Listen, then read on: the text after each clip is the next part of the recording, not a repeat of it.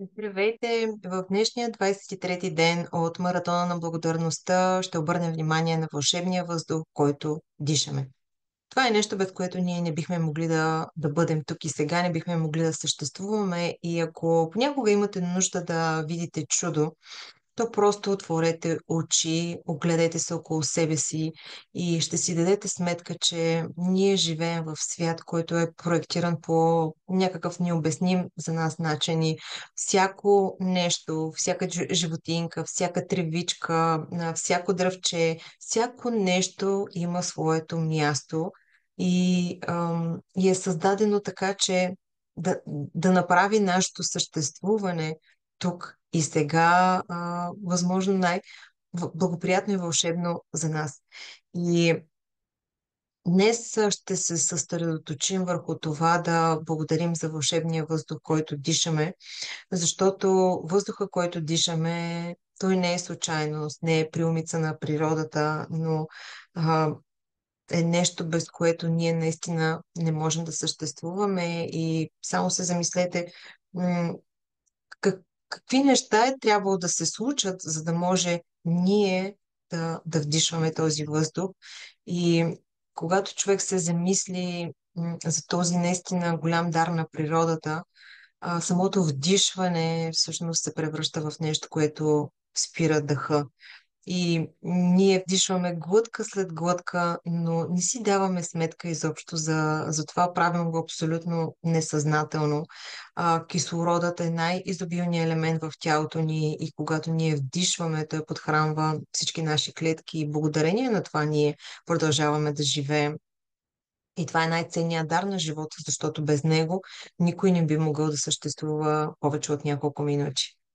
М, И истината е, че когато аз започнах за първи път да практикувам вълшебството и силата на благодарността да използвам за различни неща в моя живот, наистина започнах да усещам промяна, но когато човек започне осъзнато и с дълбока благодарност да отдава благодарност на нещата, които наистина са дар от природата, тогава се достигат едни, може би, най-дълбоките възможни нива на благодарност и един човек, който е достигнал тези нива на благодарност, наистина ще получи огромно изобилие в живота си. И днес ми се иска да се поспрете за момент и да се замислите за вълшебния въздух, който дишате.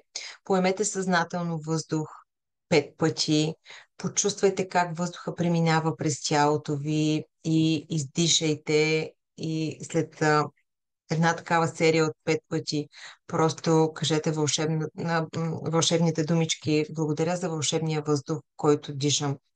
Добре е, препоръчително е да направите това упражнение навън, но ако нямате възможност да излезете навън, може да го направите и от дома или в офиса. Няма значение.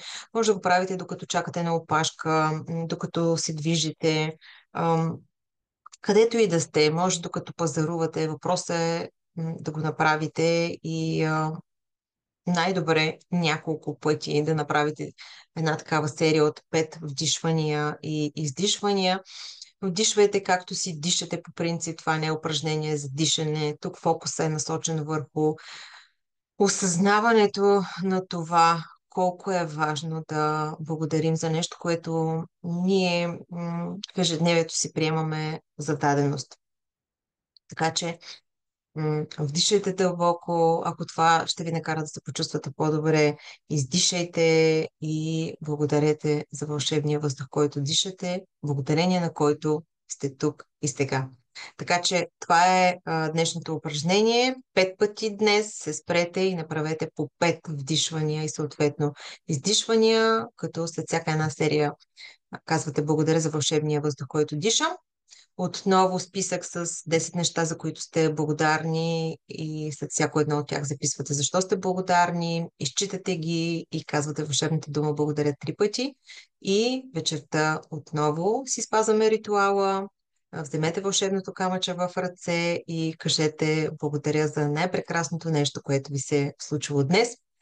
Не пропускайте да напишете благодаря 3 пъти, когато изгледате това видео и си направите упражнението. А аз ви пожелавам днес да имате един прекрасен, прекрасен и вълшебен ден.